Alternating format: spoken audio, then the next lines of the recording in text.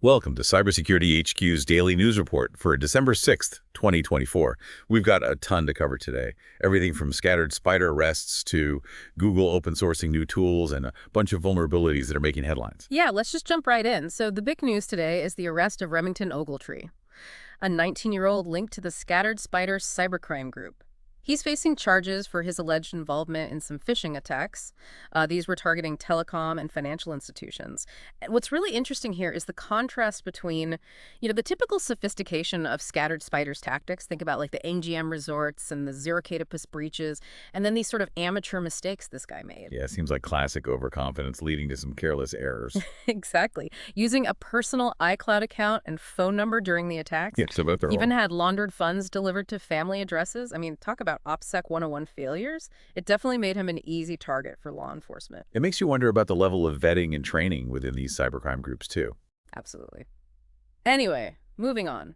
We've got a critical vulnerability in the Mattel Microlab collaboration platform. It's impacting a significant number of deployments. Basically, it's an unpatched file path traversal flaw, could allow attackers with admin access to read sensitive files, and, while authentication is required, this one's particularly dangerous when you consider the recently patched CVE 2024 41713. That's right, which allowed admin access without authentication, essentially created a backdoor. Precisely. So an attacker could chain these exploits. First, gaining that unauthorized admin access, and then exploiting the file path traversal to access confidential data. Yeah, Mattel users should definitely prioritize patching both vulnerabilities immediately. Sure. But hey, some good news for Android users. Google open-sourced Vanier. It's a tool to accelerate that security patch validation process. Patch adoption rates among Android OEMs have always been a challenge, and this could be a real game changer. Yeah, I was reading about this. Seems like a really innovative approach. It is. It uses static code inspection to find missing patches, which, can drastically reduce the time and effort needed for validation. And it supports C, C++ key, and Java. So that covers the majority of the languages used in Android development. Yeah, leading to much faster rollout of security updates. And ultimately, that benefits the entire Android ecosystem. Right. Shifting gears a bit, Atrium Health has disclosed a data breach affecting a lot of individuals, 585,000, and the culprit. Online tracking technologies. They were using them on their patient portal between 2015 and 2019, and these technologies were transmitting personal information, things like IP addresses, treatment details, and contact info, all to third parties like Google and Facebook. This raises some serious concerns about the use of tracking technologies in healthcare, especially given how sensitive patient data is. Absolutely. And, this isn't Atrium Health's first data breach. They had a phishing attack earlier this year, and then there was a big incident back in 2018 affecting over 2 million patients. Wow. So this pattern really underscores the need for continuous vigilance. A proactive approach to security in healthcare is really essential. I agree. The fact that this breach stemmed from technologies deployed years ago is also a good reminder about the importance of regular audits and reviews of data handling practices. For sure. Because what might have seemed acceptable a few years ago might be completely out of line with today's regulations and best practices. Definitely. So SonicWall has released patches for 6 vulnerabilities in its SMA 100 SSL VPN gateway. And some of these pose a high risk of remote code execution. 2 severe flaws, CVE 2024-45318 and CVE 2024-5370. They allow for that remote code execution through stack-based buffer overflows. Yeah, those stack-based buffer overflows, they're a classic attack vector, and attackers are always on the lookout for vulnerable systems. You know it. They also addressed a heap-based buffer overflow, a path traversal vulnerability, an authentication bypass issue, and a problem with their pseudo-random number generator. It's a good reminder that attackers often target these known weaknesses, makes timely patching absolutely crucial. For sure. So SonicWall users should immediately update to version 10.2.1.14/75 CV to mitigate those risks. Exactly. Okay, in some data privacy news, Ethica, a data privacy and AI governance platform, they've secured $10 million in funding. Their platform gives real-time visibility and control over PII, which is essential in today's data-driven world. Absolutely. With all the growing regulatory pressure like GDPR and CCPA, managing and securing PII is more important than ever. Right. And Ethica also offers an open-source solution called FIDES. It helps companies achieve GDPR compliance. This new funding will let them expand their team and enhance their offerings, really solidify their position in this increasingly crucial market. Yeah, it's a clear sign that data privacy and AI governance are becoming a top priority for businesses. Okay, so Now for a kind of chilling story out of Russia, this programmer was detained by the FSB, and they found spyware on his Android device. It was disguised as a modified version of the Cube Call Recorder app. Oh, wow. So not only was his device confiscated, but it was compromised with spyware. Yeah.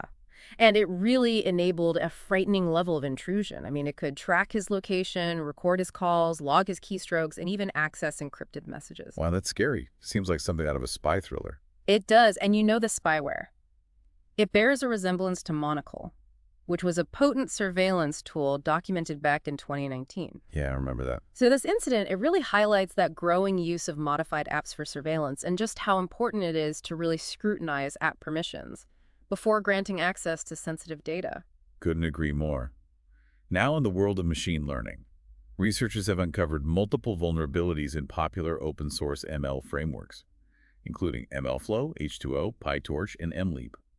These vulnerabilities, ranging from cross-site scripting, unsafe deserialization, to path traversal, could allow attackers to execute arbitrary code and compromise data. It's a real wake-up call for the ML community. Yeah, it is. It emphasizes the need to prioritize security alongside functionality. And because these frameworks are open source, it means they're readily accessible, but it also means they can be scrutinized by malicious actors looking for vulnerabilities. That's right. So it's really important to thoroughly vet and secure any ML models before deploying them, especially those sourced from untrusted repositories. Absolutely. And it's also essential to stay up to date on those security updates and patches and implement them quickly to mitigate potential risks. Agreed. Okay, switching gears again to the malware landscape. So the group behind that Moreg's Malware as a Service platform, they've introduced two new tools, RevC2 and Venom Loader. So RevC2, it's an advanced backdoor that uses WebSockets for stealthy communication, making it hard to detect using traditional security solutions. Yeah, the use of WebSockets for C2 communication is becoming more and more popular among threat actors. It lets them blend in with legitimate traffic. Right, and then you have Venom Loader. It's a custom malware loader designed to adapt payloads to specific victim systems, which increases the effectiveness of attacks. That's concerning. Definitely highlights that constant evolution of Moz platforms and how sophisticated the tools they offer are becoming. So security professionals really need to stay ahead of these trends by continuously monitoring the threat landscape and adapting their defenses accordingly. Absolutely. And speaking of adapting defenses, the FCC is proposing stricter cybersecurity rules for U.S. telecom companies in response to the Salt Typhoon cyber attack. Right, which was attributed to Chinese state-sponsored actors. Yeah. And it really exposed those vulnerabilities in critical infrastructure. Yeah. By targeting major telecom providers like Verizon and AT&T. Exactly. So the proposed measures would include mandatory annual certifications for cybersecurity risk management plans, along with clearer legal obligations for securing networks under CILIA. If implemented, these rules could really reshape the cybersecurity landscape for U.S. telecoms. For sure. They'd be required to elevate their security posture and invest in more robust defenses. It's definitely a step in the right direction. But it remains to be seen how effectively they will be enforced, and if they can truly keep pace with that rapidly evolving threat landscape. Good point. Meanwhile, in Canada, the Senate had to fix a pretty critical error in Bill C-26, which is their cybersecurity bill. It's meant to strengthen national security and protect critical infrastructure.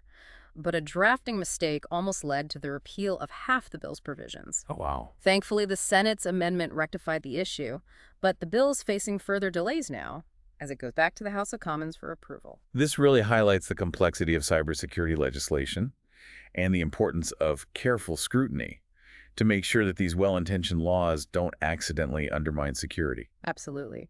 Now let's talk about TikTok. They might be known for viral videos, but they've been making some strides in cybersecurity awareness, especially during Cybersecurity Month. Yeah, it's good to see a platform with such a huge reach using their influence to promote cybersecurity. They've been highlighting their global bug bounty program, which has been pretty successful. Over 450 security researchers have participated. They've identified more than 1,000 vulnerabilities and received over $1.6 million in bounties. That's impressive. And they've also been collaborating with some prominent cybersecurity creators to produce some engaging and informative content. Like Kevin, with his in-depth tutorials, and Marcus Hutchins, known for his work in stopping the WannaCry ransomware. Exactly. These collaborations make cybersecurity more accessible to a wider audience, which is really important in today's interconnected world. Definitely. Now let's talk about Cobalt Strike. that powerful penetration testing tool that's become a favorite among malicious actors. Researchers uncovered a campaign using Cobalt Strike to carry out these sophisticated cyber attacks. Yeah, it's a classic case of a legitimate tool being used for bad purposes. Attackers are exploiting Cobalt Strike's advanced functionalities, like Beacon Gate, Post-X Kit, and Sleep Mask BS, all to evade detection and carry out attacks stealthily. It's concerning. It is. And they've even been using domains that mimic legitimate organizations to launch phishing campaigns, making those attacks even more convincing. That's really troubling. This really emphasizes the importance of those robust security controls. Around penetration testing tools like Cobalt Strike, organizations need to implement strict access controls, logging, and monitoring to prevent unauthorized use and to quickly detect any suspicious activity. I agree. And it's crucial to stay informed about the latest tactics and techniques being used by threat actors with Cobalt Strike. Absolutely. Now, on the geopolitical front, the UK's National Cybersecurity Centre, NCSC, they have downplayed concerns about potential changes to CISA. Under the incoming Trump administration, they've expressed confidence that their strong working relationship with CISA will continue, regardless of any leadership changes. That's good to hear, because international collaboration is absolutely essential in combating these global cyber threats. Agreed. And on a positive note, the UK supermarket chain Morrisons, they've restored their warehouse systems after that ransomware attack on Blue Yonder, their supply chain software provider. Right, that attack disrupted their logistics and inventory management? It did. While Blue Yonder is still working on their recovery efforts, Morrisons being able to restore their systems shows the importance of robust backup and recovery plans. For sure. Okay, now let's talk about the financial markets. Cybersecurity stocks are continuing to outperform other sectors in 2024. Companies like CrowdStrike, Palo Alto Networks, and Fortinet, they're all experiencing significant growth. This trend is expected to continue, right? Driven by that increasing integration of AI into business operations and the growing demand for cybersecurity solutions. Yeah, definitely. It's a clear indication that cybersecurity is not a niche concern anymore. It's a top priority for businesses across all sectors. Absolutely. And for investors looking to diversify their portfolios, cybersecurity ETFs are a good way to gain exposure to this sector without having to bet on individual stock. Right, which helps mitigate that volatility associated with specific companies, while still benefiting from the overall growth of the market. Exactly. Now, turning our attention to healthcare. The need for better cybersecurity in this sector has become increasingly urgent. Smaller hospitals, especially those in rural areas, often lack the resources and expertise to defend themselves effectively against cyber attacks. Making them prime targets for cybercriminals. Right. And the potential consequences of a successful cyber attack on a hospital can be really serious. Absolutely. Delayed treatments, financial strain, compromised patient data, even disruptions to critical medical equipment. All of that. So addressing this challenge will require a multifaceted approach. For sure. Government support for smaller healthcare facilities is essential, providing financial assistance and incentives for implementing security measures. Collaborative frameworks for sharing best practices and threat intelligence can help. And adopting advanced authentication methods, like passwordless systems, can streamline security and reduce the burden on healthcare professionals. It's all about making cybersecurity more accessible and affordable for those who need it most. Exactly. Now, Rockwell Automation has disclosed multiple critical vulnerabilities in its Arena software. These flaws could allow for remote code execution, giving attackers significant control over affected systems. And these types of memory corruption vulnerabilities are particularly dangerous because they can allow attackers to bypass security measures. Right, and in this case, attackers could exploit these vulnerabilities by crafting malicious DOE files, leading to unauthorized data access, and even disruption of industrial processes. That's a major concern. It is. So Rockwell Automation has released version 16.20.06 to address these issues, and it's important for users to update immediately. Absolutely. And on top of that, organizations using Arena should implement robust security measures, like network segmentation, intrusion detection systems, and regular security audits to reduce the risk of exploitation. It's a good reminder that even specialized software used in industrial environments can be vulnerable to cyber attacks. Absolutely. Okay, new research by Green Raven. It shows a pretty concerning trend among UK cybersecurity professionals. Professional despair. 70% of respondents reported feeling despair over the rising number of cyber losses. Wow, 70%. And 59% said that it negatively impacts their personal lives. That's really significant. It is. It really speaks to the pressure and burden felt by those on the front lines of cybersecurity. Absolutely. And, even though cybersecurity budgets are increasing, fewer than half of those surveyed believe their organizations are investing enough to combat the threats they face. So this feeling of being under-resourced and overwhelmed can lead to burnout and a sense of hopelessness. Yeah, makes sense. But there is some hope. 80% of respondents said they believe AI-based tools can be a game changer, giving them the edge they need to stay ahead. AI-powered security solutions definitely offer that potential. Enhanced threat intelligence, proactive identification of attack vectors, and more efficient use of resources. Right. They can automate those repetitive tasks and free up security professionals to focus on more strategic work. So that potential for AI to help cybersecurity teams be more effective is definitely a reason for optimism. Definitely. Now, researchers at Mandiant have found a new attack method using QR codes to bypass browser isolation technologies. Oh, wow. QR codes. Yeah. Browser isolation is designed to protect against web-based threats by separating browsing activity from the local device. Right. It's like containing potentially malicious code within a secure environment. Exactly. But attackers have found a way to bypass this protection by embedding malicious QR codes into web pages. And when a user scans one of these codes, it can initiate malicious activity, effectively bypassing that isolation barrier. That's clever, but concerning. It is. It shows how attackers are always finding ways to exploit seemingly secure systems. It also highlights the need for that layered security approach. That goes beyond just browser isolation. I agree. Relying on one security measure is rarely enough these days. Organizations need to implement a combination of security controls. For sure. Okay, so U.S. telecom providers, they're facing a tough challenge. Securing their networks against Chinese cyber threats, legacy systems, a history of mergers and acquisitions, and physical vulnerabilities in infrastructure all make it difficult. It seems like it's a systemic issue that's been building for years. It has, and the recent Salt Typhoon intrusions, which targeted at least 8 U.S. telecom companies, are a stark reminder of how serious these threats are. Experts even say that fully removing Chinese hackers from these networks is nearly impossible. Oh, wow. It would take a complete overhaul of infrastructure, massive investment in security, and a level of coordination that might be difficult to achieve. Yeah, that sounds incredibly challenging. It is. The FCC is proposing stricter regulations, like those annual cybersecurity certifications, and government agencies are issuing warnings and sharing threat intelligence. But ultimately, it's up to the telecom providers themselves to take ownership of their security. But there are some positive examples, like T-Mobile. They've taken a more proactive approach. They're leveraging newer 5G infrastructure and implementing some really vigilant monitoring. So they're essentially trying to build a more secure network from the ground up. Exactly. And it's a good example of how strategic planning and investment in security can pay off. Absolutely. Now, some interesting findings from Cofense Intelligence. The finance and insurance sector is getting hit the hardest by phishing attacks, accounting for 15.5% of all targeted emails. Wow, that's a lot. It is. Manufacturing, mining, healthcare, and retail are high on the list, too. Seems like cyber criminals are casting a wide net with these phishing campaigns. They are. And they're becoming much more sophisticated in their tactics. They're using customized subject lines, incorporating recipient-specific details, and creating malicious attachments that look like legitimate documents. So it makes it even harder for users to identify and avoid these attacks. Right. Organizations need to go beyond those traditional email security solutions and implement comprehensive security awareness training programs. Definitely. Okay, the FBI has uncovered some disturbing information about a sextortion group called 764.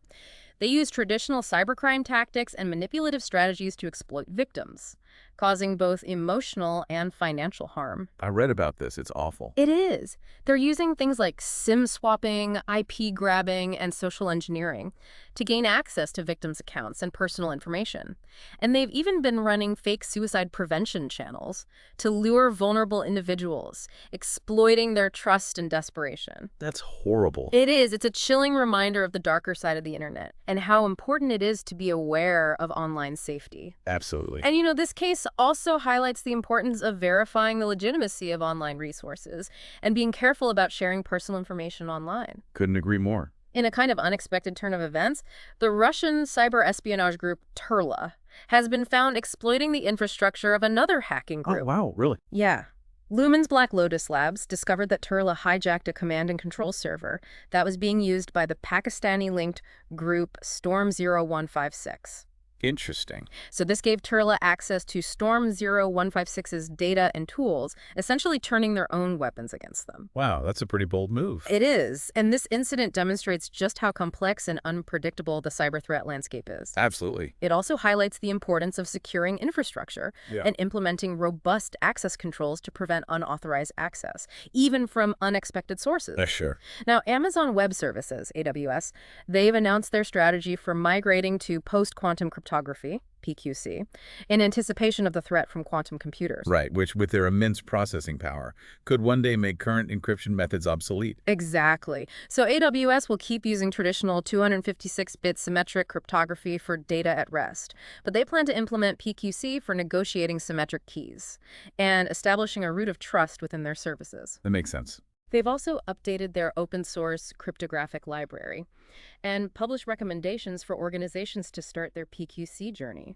That's great. This is a really significant step towards ensuring data security in the age of quantum computing. It is. Okay, so Symantec has uncovered another long-term intrusion attributed to a Chinese threat actor. This attack started back in April 2024 and targeted a U.S. organization using DLL sideloading for credential theft. They were specifically going after Exchange servers. DLL sideloading is a pretty stealthy technique. Allows attackers to inject malicious code into those legitimate processes. Right, making it harder for security solutions to detect. Exactly. And this incident, it's similar to the Crimson Palance espionage campaign, which also targeted Exchange servers. So it really points to that ongoing threat from Chinese hacking groups. It does. Organizations need to be extra careful about securing their Exchange servers. Implement multi-factor authentication, keep everything patched and updated, and have those strong logging and monitoring systems in place. Now, Cisco has disclosed a vulnerability affecting over 100 models of its MDS, Nexus, and UCS fabric interconnect switches. This flaw lets attackers with physical access bypass bootloader verification. Meaning they could potentially load malicious software onto the switch. Exactly. And gain control over network traffic. This really underscores the importance of physical security. Absolutely. Cisco has released patches for some devices, but updates for others are still in the works. So organizations using these switches should definitely prioritize patching and restrict physical access to critical network devices. I agree. And Trend Micro has revealed that a bug in the WeChat messaging app was exploited to target Uyghur and Tibetan minorities. Oh, wow. Really? Yeah, the Chinese group Earth Minotaur used this exploit to deploy the Moonshine exploit kit, which then installed the Dark Nimbus backdoor on victims' devices. And it involved social engineering campaigns, with malicious links embedded in messages that looked like they were from the government. That's awful. This incident really raises concerns about how seemingly harmless apps can be weaponized. It does, and it highlights the importance of verifying the legitimacy of messages and links, especially those related to sensitive topics. For sure. Okay, adding to our list of spyware incidents, a Russian programmer was targeted with a Trojanized version of the Cube Call Recorder app. This modified app was installed on his phone while he was detained by authorities, and it gave the attackers a ton of surveillance capabilities. So they could record calls, track his location, and even access encrypted messages. Exactly. It really shows how spyware is being used more and more by governments to monitor and control citizens. It's a troubling trend. It is. Now, the FBI has issued a warning about the growing use of generative AI tools, like ChatGPT, for carrying out financial fraud. How are they using AI for that? Well, these AI tools can generate human-quality text, translate languages, and even create realistic deepfake audio, all of which can make scams much more effective. So they're using AI for things like writing phishing emails and creating fake social media profiles. Right, and they're even using it to generate deepfake audio for voice phishing scams. That's incredible. It is. This convergence of AI and cybercrime presents a whole new set of challenges. It does. Detecting and stopping AI-powered fraud will require advances in AI-based security solutions and constant adaptation to the evolving tactics used by scammers. It's definitely going to be an interesting area to watch. For sure. In a major development, Romania's constitutional court has annulled the presidential election due to suspected Russian interference. Wow, it's a big deal. It is. Declassified intelligence reports showed evidence of Russian attempts to manipulate the election through social media campaigns and cyber attacks. So they're going to redo the election. They are, which sets a precedent for dealing with foreign interference in democratic processes. That's really significant. It is. It highlights the ongoing threat from foreign actors trying to undermine democratic institutions and the need for strong election security measures. Ukraine's military intelligence agency, HUR, has claimed responsibility for a distributed denial of service DDoS attack on Gazprombank, a major Russian bank that processes payments for Russian gas exports. And it's been hit with U.S. sanctions. And this DDoS attack disrupted their mobile and online services. It did. This incident really shows how cyber attacks are being used more and more in geopolitical conflicts and just how vulnerable critical infrastructure can be, even in countries with advanced cyber capabilities. Sobering reminder. It is. Okay, last but not least, there's a new wave of attacks targeting businesses in Russia that are using unlicensed corporate software. Oh, wow. Interesting. Attackers are distributing the Redline info stealing malware through fake licensing bypass tools. They're preying on the need for businesses to find affordable solutions in a tough economic environment. So they're essentially tricking businesses into installing malware. They are. They lure them in on local forums, pretending to offer these licensing bypass tools, and then convince them to disable their antivirus protection. That's sneaky. It is. And once Redline is installed, it can steal sensitive data from browsers, messengers, and even system files. Putting those businesses at risk of financial loss and damage to their reputation. Exactly. This campaign shows how resilient cybercriminal operations are and how important it is for businesses to prioritize security, even when they're facing financial constraints. Right, because using unlicensed software might seem like a way to save money, but it actually exposes them to significant risks. For sure. Investing in legitimate software and having basic security measures in place, like antivirus protection and regular updates, can go a long way in mitigating those risks. Absolutely. Let's dive a little deeper into some of those stories we talked about. Remember Cobalt Strike, that penetration testing tool? Well, researchers have actually found servers. They're configured with this unique watermark that links them to malicious activity. So they're tracking these rogue Cobalt Strike instances. Exactly. And these servers were also seen using domains that mimic legitimate organizations. Probably for phishing attacks, the problem is made worse. Yeah.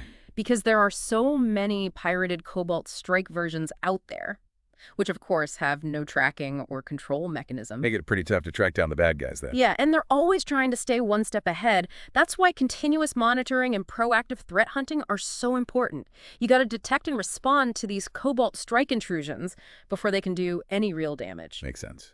Now, the UK's National Cybersecurity Center, they said they're confident that their relationship with CISA will stay strong, regardless of any changes under the Trump administration. That's good, because that international cooperation is really key when it comes to fighting these cyber threats. Absolutely. Sharing threat intelligence, coordinating responses, working on best practices together. It's all crucial for staying ahead of the bad guys.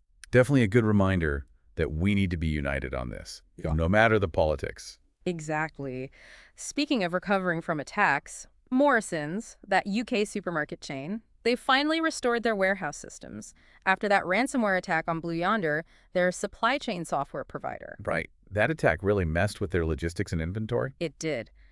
But their ability to bounce back shows how important it is to have those solid recovery plans. Absolutely. Regular backups, disaster recovery drills, incident response protocols, all crucial for getting back on your feet after an attack. Prevention is key, of course. Yeah.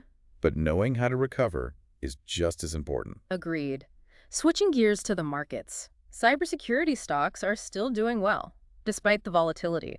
Companies like CrowdStrike, Palo Alto Networks, Fortinet, all showing strong growth. Yeah, it seems like cybersecurity is a pretty good bet these days. It is. More and more businesses are realizing they need to make cybersecurity a priority, which is great for these companies and their investors. For sure. And if you're an investor who wants to diversify, those cybersecurity ETFs can be a good option. They can. It's a way to get into the sector without picking individual stocks. Right. Helps to balance out the risk. Okay, now back to healthcare. We talked about how smaller hospitals are particularly vulnerable, especially those in rural areas. They just don't have the resources or the expertise to really defend themselves.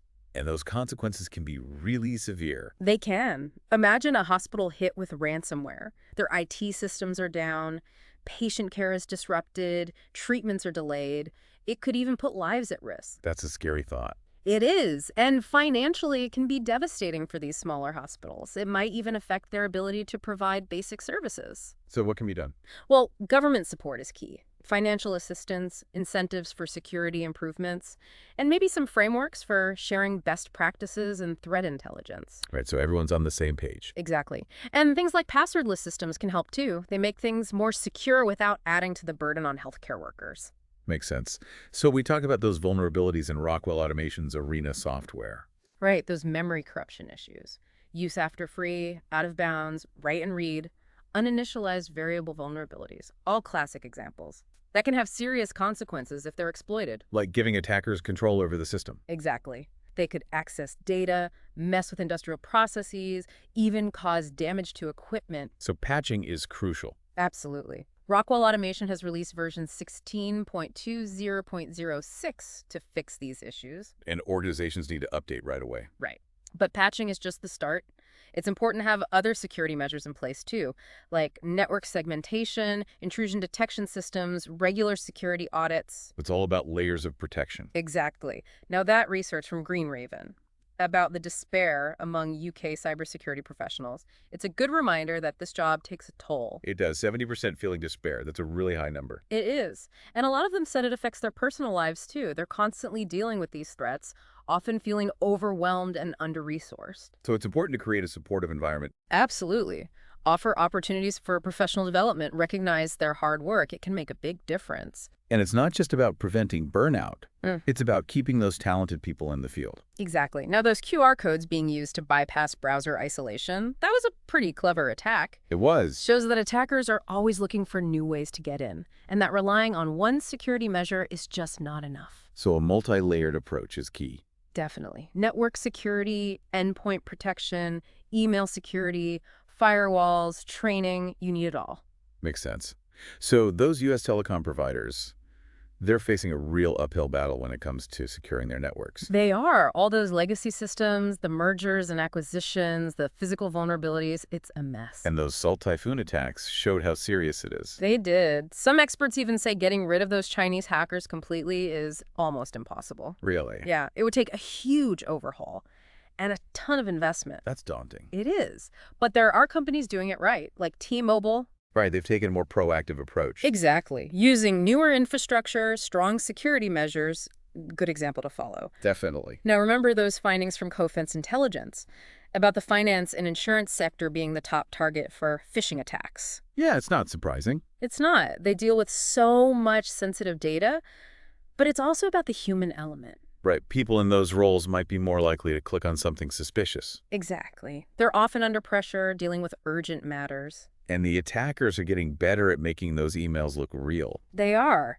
Customized subject lines, personal details, convincing attachments. It's tough to spot the fakes. It is. That's why security awareness training is so crucial. You got to teach people how to spot those red flags. Definitely. Speaking of red flags, that sextortion group, 764, they're a prime example of how nasty things can get online. Yeah, using those tactics to exploit people, it's just awful. It is. SIM swapping, IP grabbing, social engineering. They even used fake suicide prevention channels. To take advantage of vulnerable people. Exactly. It shows you need to be really careful online. Absolutely. You have to verify information, be careful who you trust. Good advice. So remember how we talked about Turla hijacking that command and control server from that other hacking group? Yeah, Storm0156. It just shows how things can change in an instant. Today's attacker could be tomorrow's victim. And you never know where the attack might come from. Right. That's why securing your infrastructure is so important. Strong access controls, staying up to date on threats, it all helps. Definitely. Now, AWS is taking a big step with their move to post-quantum cryptography. Yeah, preparing for those quantum computers. Exactly. They're going to use it for key negotiation and establishing a root of trust. And they've updated their crypto library and put out some recommendations. It's good to see them being proactive. It is. Shows that the industry is taking this threat seriously. And that other organizations need to start planning for the future. Now, Symantec found another long-term intrusion. This one from a Chinese group, targeting Exchange servers again, using DLL sideloading to steal credentials. Those Exchange servers seem to be a popular target. They are. Organizations need to be really careful. Multi-factor authentication, patching, strong logging and monitoring. It all helps. And then there's that Cisco vulnerability affecting all those switches, where an attacker with physical access can bypass the bootloader. Yeah, another reminder about physical security. Exactly. Patching, restricting access, surveillance, all important. Definitely. And that WeChat bug being used to target minorities shows how even everyday apps can be dangerous. It does. You got to be careful what you download. And pay attention to those permissions. Good advice. And that Russian programmer targeted with the modified Cube Call Recorder app. It's a reminder that spyware is a serious threat, and it's getting more and more sophisticated. It is. Makes it really tough for users to protect themselves. And then there's the FBI warning about AI being used for fraud. Right, those generative AI tools. They're powerful, but they can also be used for bad purposes. Like creating those convincing phishing emails. Exactly. And deepfake audio for voice phishing. It's a whole new level of sophistication. It is. We're going to need better security solutions to fight back. Absolutely. Now, Romania annulling their election, that was a big decision. It was. Shows how serious that threat of foreign interference is and how important election security is. And then there's Ukraine taking responsibility for that DDoS attack on Gazprom Bank. Along with those ongoing attacks using Redline in Russia. It just shows how volatile cyberspace can be Okay. and how important it is to be ready for anything. Yeah, it really feels like we're constantly playing catch-up. It's a dynamic environment that just demands our attention. It really does feel like a never-ending race. From those nation-state actors to the cybercriminals, the threats are coming from all sides. And they're always evolving, one weak link, and it can all come crashing down. Exactly. It just highlights the need for a multi-layered approach, technology, processes, and a strong security culture. And speaking of security culture, that scattered spider case with Remington Ogletree. It really emphasizes the importance of operational security. Oh, absolutely. Even for those seasoned cybercriminals. His mistakes were basic, but they were enough to take him down. Yeah, a good reminder for everyone to be mindful of their digital footprint. And for law enforcement, they need to be adaptable and collaborative. Absolutely. Now that Mattel Microlab vulnerability, it shows how a small weakness can have big consequences. Especially when combined with other exploits. Right. So it's all about comprehensive vulnerability management. Patching, assessments, threat hunting. It's not just about fixing one thing. You need to look at the whole picture. Absolutely. And Google open sourcing that Veneer tool. That's a good step forward for Android security. It is. Hopefully it'll speed up those patch rollouts. Yeah, and that could make a big difference for millions of users. Now that data breach at Atrium Health, it's a big reminder about data privacy in healthcare. Yeah, especially since it involved data from years ago. Shows that organizations need to be constantly reviewing their practices. Definitely. And you have to be mindful of those third-party risks, too, like sending data to Google and Facebook. It's a big responsibility. It is. Now, those sonic wall vulnerabilities, especially the remote code execution ones, they highlight how attackers often target known weaknesses. So patching quickly is crucial. It is. But you also need that defense-in-depth approach. Right, layering those security controls. Exactly. Now, Ethica getting that funding shows that data privacy and AI governance are hot topics. They are. As AI becomes more prevalent, organizations need to make sure they're using it responsibly. Agreed. And that case with the spyware disguised as the Cube Call Recorder app is scary. It is. Shows how sneaky those surveillance tactics can be. And it's a reminder to be careful about what apps you install and what permissions you give them. Absolutely. Now, those vulnerabilities in those open source ML frameworks, they highlight the need for security in machine learning development. Open source is great, but you can't forget about security. Thorough vetting, security assessments, updates. All important. And you need to protect the data used to train those models, too. Right, and the models themselves from attacks. As machine learning gets used in more critical applications, the security implications become even bigger. For sure. Now, those new tools from More Eggs, RevC2 and Venom Loader. Yeah, those guys are always innovating. Shows how cybercriminals are constantly evolving their tactics. It means security professionals have to keep learning and adapting. Absolutely. And the FCC proposing those stricter rules for telecom companies. That's a good step.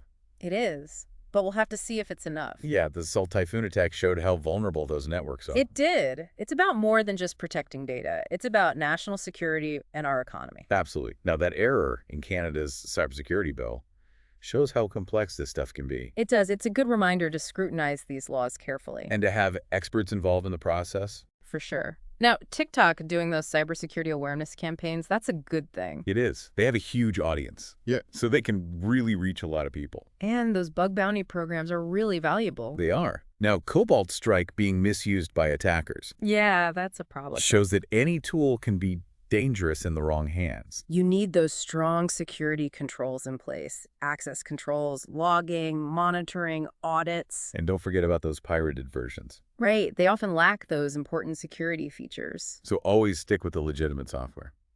Now, the NCSC saying their relationship with CISA will stay strong, that's reassuring. It is. International collaboration is so important in this fight, Absolutely, we all need to work together. no matter what's happening politically. Right. Now, Morrison's recovering from that ransomware attack shows how important it is to have those backup and recovery plans. Absolutely. Backups, disaster recovery drills, incident response protocols, They can save you a lot of trouble. and those strong cybersecurity stocks. They show that this industry is here to stay. It is. Cybersecurity is a top priority for businesses now. And that means more opportunities for the industry to grow and innovate. Exactly. Now, we talked about the need for better security in healthcare. Yeah, especially for those smaller hospitals. Government support is key. And collaboration, sharing best practices. And new technologies like those passwordless systems. We need to make security more accessible for everyone. Agreed. Now, that research on cybersecurity burnout, it's a reminder that we need to take care of the people on the front lines. Yeah, they're the ones dealing with these threats every day. So creating a supportive environment is important. Recognizing their work, offering training and development. Absolutely. Yeah. And that QR code attack method, Shows how creative attackers can be. and how we need to be thinking ahead. A multi-layered approach is essential. You can't just rely on one security measure anymore. So many different threats out there. There are. And the challenges facing those U.S. telecom companies, it's a complex issue. It is. Legacy systems, mergers, physical vulnerabilities, it's a lot to deal with. And those Chinese cyber threats are relentless. They are. It's a big task. But it's a critical one. It is. Now, all that phishing going on, especially in finance and insurance. Yeah, they need to step up their security awareness training. Agreed. The attackers are getting really good at crafting those emails. It's hard to tell the real ones from the fakes sometimes. It is. So everyone needs to be vigilant. And that sextortion group, They're just awful. they are using those tactics to exploit people. It's disgusting. It is. And it's a reminder to be careful online. Don't trust everyone you meet. Be mindful of what information you share. Good advice. Now, Turla hijacking that server from another hacking group. It's a wild world out there. It is. You never know who to trust. Or where the next attack will come from. That's why security is so important. You always have to be prepared. Absolutely. And AWS getting ready for quantum computing. That's forward thinking. It is. Quantum computers could change everything. So it's good to see them getting ready. Absolutely. Now, those long-term